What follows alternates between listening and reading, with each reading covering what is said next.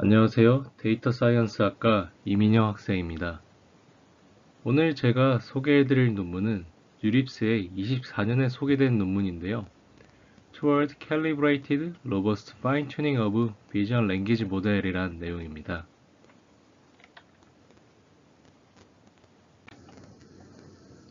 목차는 다음과 같습니다. 먼저 인트로덕션에 대해서 간단히 소개드리고 그리고 방법론, 설명, 그리고 제어의 생각, 결론 순으로 마무리할 수 있도록 하겠습니다.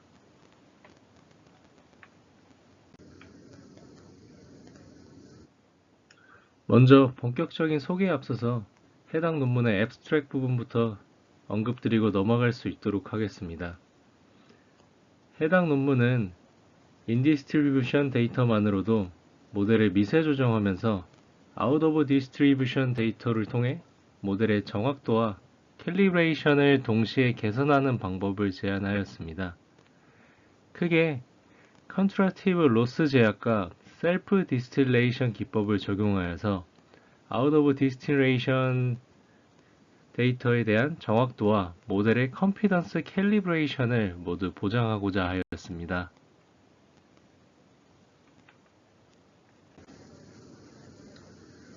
먼저 인디스트리뷰션 줄여서 ID 그리고 아웃 오브 디스트리뷰션 줄여서 OOD에 대한 개념을 간략히 소개드리도록 하겠습니다. 해당 개념을 의료 도메인에서의 사례로 설명을 해본다면 한 병원에서 폐질환 분류 모델을 쓰고 있었다고 가정을 해봅시다. 어떤 장비가 새로운 CT 스캐너로 교체된 뒤 모델의 확신도가 이제 0.97로 해당 환자에 대해서 정상 판단을 내렸지만 실제로 그 환자는 질환을 가지고 있던 사례가 반복되었습니다. 이는 모델 자체가 나빠진 게 아니라 데이터의 분포가 바뀐 것으로 이제 확인할 수 있게 되는데요. 아래에 이제 피규어 1번을 보시면 그러한 이해가 조금 더 되실 것 같습니다. 피규어 1에서 왼쪽은 학습 단계에서의 데이터 분포를 의미합니다. 그리고 오른쪽은 학습 이후 모델을 배포해서 다른 데이터에 대한 추론 단계를 이제 의미한다고 보시면 되겠습니다. 여기서 주황색과 파란색 점은 학습과 유사한 ID 데이터에 대한 것을 의미하게 되고 분홍색 점은 학습 분포 밖에 있는 OOD 데이터를 의미하게 됩니다. 현실 환경에서는 이제 센서나 사용자 조건이 바뀌면서 이런 학습 데이터와 이제 테스트 데이터의 분포 이탈이 자연스럽게 발생하게 됩니다. 핵심은 모델의 이 분홍 영역을 만났을 때 모르는 것을 이제 잘 모른다고 말할 수 있어야 한다는 점입니다. 그래서 우리는 ID 데이터와 OOD 데이터를 주로 이제 감지하는 시스템과 특히 필요하다면 이러한 것들을 좀 거부하거나 좀 어떤 신뢰성 높은 설계를 위한 그런 알고리즘 고안이 필요하다는 것을 해당 사례에서 알 수 있을 것 같습니다.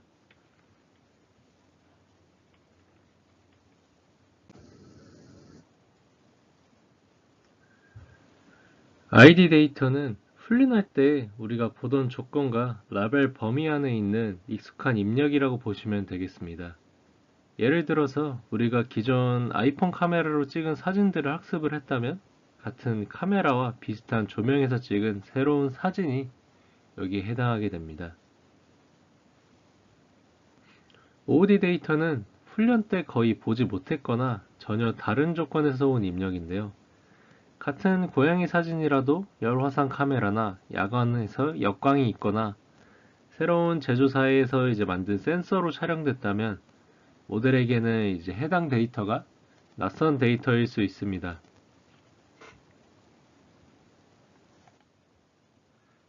유형별로 조금 더 친숙한 사례를 통한 설명을 드려보도록 하겠습니다. 먼저 해당 영역에서는 이제 도메인 시프트, 즉 환경이나 장비, 시간이 변화하는 그런 사례들이 있는데요. 병원에서 앞에서 소개드린 것처럼 영상 장비 브랜드가 바뀐다거나 소매점에서 CCTV 해상도 압축 방식이 바뀌거나 모바일 앱에서는 새로운 스마트폰 HDR 처리가 도입된다는 그런 사례들을 들 수 있겠습니다. 그리고 다른 사례로는 이제 음성 비서가 이제 조용한 실내에서 학습을 했는데 저희가 이제 좀 야외 환경에서는 자동차 주행으로 인한 소음 등이 좀 많은데 그러한 내용에서 좀 환경이 바뀌는 것들을 사례로 들 수 있을 것 같습니다. 그리고 이제 새로운 클래스가 등장한 사례들이 좀 들 수 있겠는데요. 저희가 대체로 잘 알고 있는 게 이제 개와 고양이를 분류하는 그런 학습기를 주로 훈련하는 그런 방식들을 알고 있는데 개와 고양이 이미지 분류가 주류인데 여기에 고슴도치가 들어온다거나 뭐 제품 인식 모델이 음료 과자만 배웠는데 새로운 카테고리로 이제 생활용품이라는 것이 유입된다거나 의료 데이터에서 이제 기존에서는 이쪽 분야들만 이제 학습을 시켰는데 새로운 질환이 발생하는 경우 그런 예시를 들 수 있겠습니다. 그리고 이러한 OOD 예시로는 좀 더 구체적인 것들은 이제 같은 카테고리지만 비정상적인 조명이나 각도 크기로 인한 Near OOD 환경이 있고 그리고 아예 다른 센서나 모달리티 아니면 전혀 다른 업무 도메인 데이터에 대한 것을 Far OOD라고 이제 정의를 내리고 있었습니다. 그리고 OOD에 대한 추가적인 예시로는 적대적인 OOD에 대한 내용도 있었는데요. 해당 내용은 이제 도로 표지판에 스티커를 붙였을 때의 어떤 그런 교란이나 컴퓨터에서 이제 프롬프트 인젝션으로 인해 LLM을 좀 오작동시키는 사례들을 좀 설명드릴 수 있을 것 같습니다. 그래서 이 구분이 왜 중요할까에 대해서 생각을 해보게 된다면 모델에는 결국 출력을 낼 때 소프트맥스 확률을 통한 스코어를 매겨서 정교하듯 상대값을 내보내게 됩니다. 그래서 우리가 이제 학습한 데이터가 아닌 낯선 데이터에 대해서도 학습 데이터로 인해서 좀 자신만만하게 좀 오답을 낼 수 있게 되는데요. 그렇게 된다면 이제 실제 운영 사례에서의 위험 요소가 좀 확대되는 현상이 발생할 수 있게 됩니다. 의료 분야의 경우 이제 잘못된 확신이 오진이나 불필요한 처치를 이제 야기하게 되며 로보틱스나 자율주행 같은 상황에서는 낯선 물체나 상황으로 인해 안전사고가 발생할 수 있습니다. 그리고 온라인 서비스 같은 경우에서는 새로운 사기 패턴이나 신종 스팸 메일 같은 것들을 놓칠 수 있습니다. 결과적으로 OOD 비율이 높아질수록 모니터링을 해야 되는 비용이 더 발생하게 되고 규제에 대한 요구도 더 까다로워진다고 보시면 되겠습니다.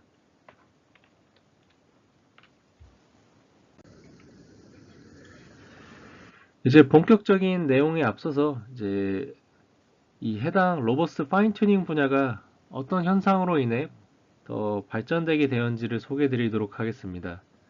먼저 배경으로는 오픈 AI에서 이제 만든 클릭과 같은 파운데이션 모델이 등장을 들 수 있겠습니다.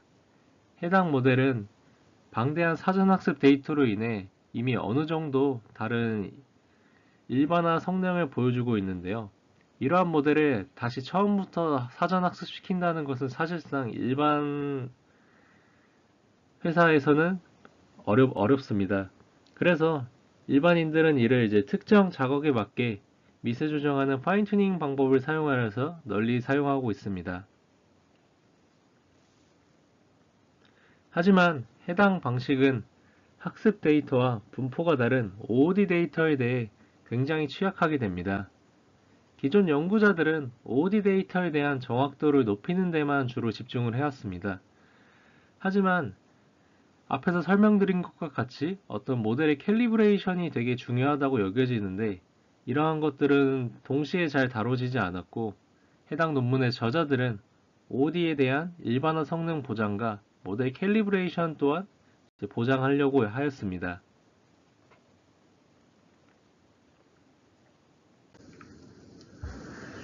본 논문의 방법론 소개에 앞서서 저자들은 현실 세계에 대해서 이제 상황들을 고려해야 되기 때문에 먼저 공변량 이동을 고려하였습니다.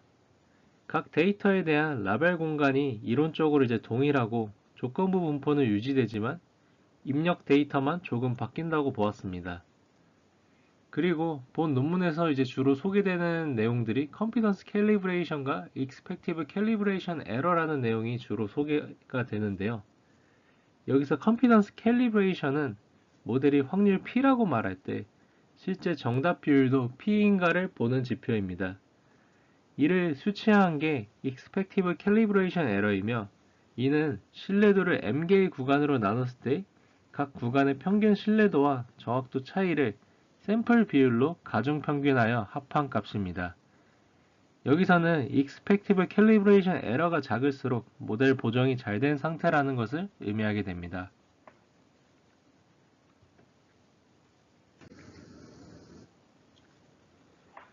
본격적인 메소드 소개를 드릴 텐데요.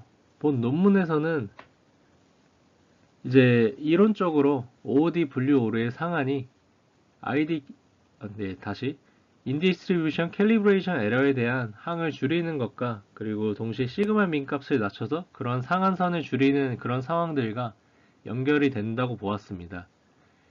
방법론으로는 Exponential Moving Average를 통한 Self Distillation을 적용을 하였는데요. 여기서는 이제 두 가지 모델을 준비하게 됩니다. 학생 모델과 그리고 학생 모델의 Exponential Moving Average를 통해서 분포가 안정화된 교사 모델을 준비하게 됩니다. 여기서 교사 모델은 배치 내 이미지와 텍스트 유사도의 이제 분포를 만들게 되고 학생 모델은 이 분포를 교사 모델의 분포에 맞춰서 양방향 바이디렉셔널 KL 다이버전스로 맞춰서 ID 데이터에 대한 과신을 완화하고 Expected Calibration Error를 낮추게 됩니다. 그리고 두 번째로 이제 비전 프로젝션 레이어에 직교 제약을 걸어서 최소 특이값을 키워 임베딩 축 중복을 줄이려고 하였습니다.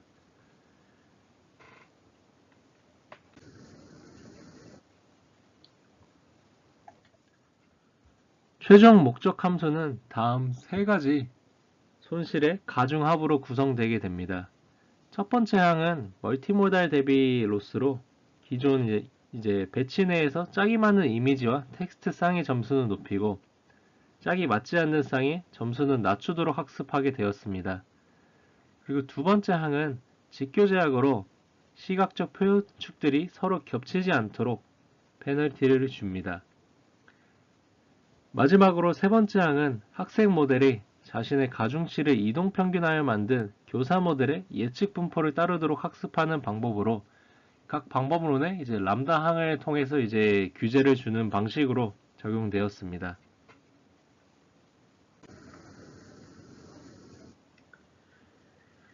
실험 환경에서는 이제 주요 비교 방법론으로는 이제 제로샷 기반의 평가와 파인 튜닝을 통한 다른 변형 기법들을 들 수 있겠습니다. 그리고 평가 데이터셋으로는 이미지넷 기반의 변형 데이터셋을 주로 사용하였습니다.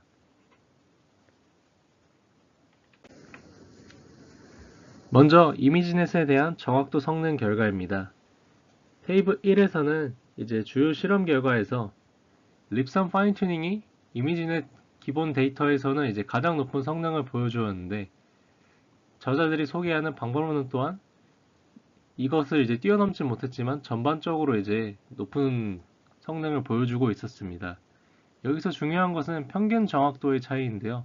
각 도메인 데이터셋에 대한 평균들을 내보았을 때 저자들이 제안하는 방법론이 약 1.5% 이상 기존의 립선 파인튜닝이라는 소타 메소드보다 더 좋은 성능을 보이는 것을 확인할 수 있었습니다.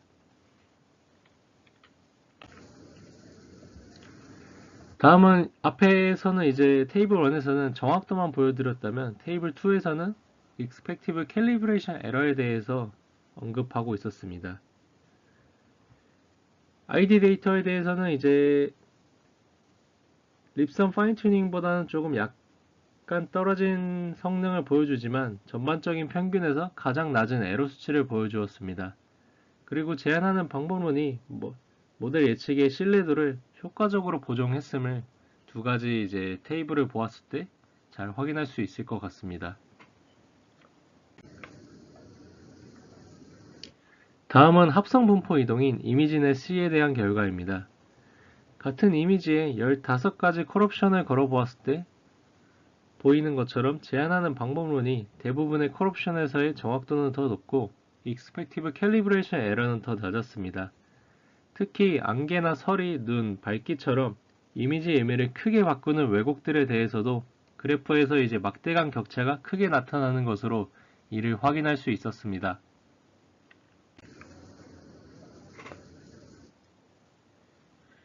그리고 해당 논문들을 보면서 제가 생각한 내용인데요.